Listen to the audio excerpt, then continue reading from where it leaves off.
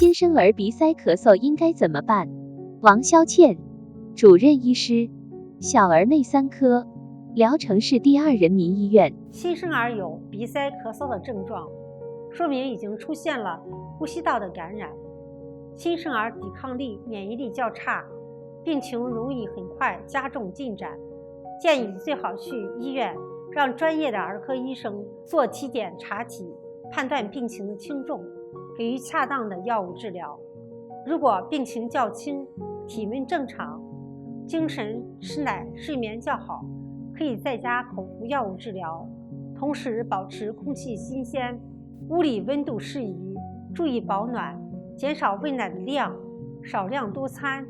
如果室内空气干燥，及时给孩子补充水分。鼻塞可以先用温热的毛巾捂一捂口鼻，缓解鼻塞流涕的症状，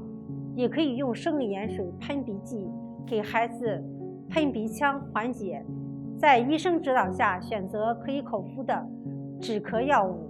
如果孩子出现精神状态不好，吃奶减少，鼻塞咳嗽加重，怀疑有气管炎或者肺炎，就需要住院治疗。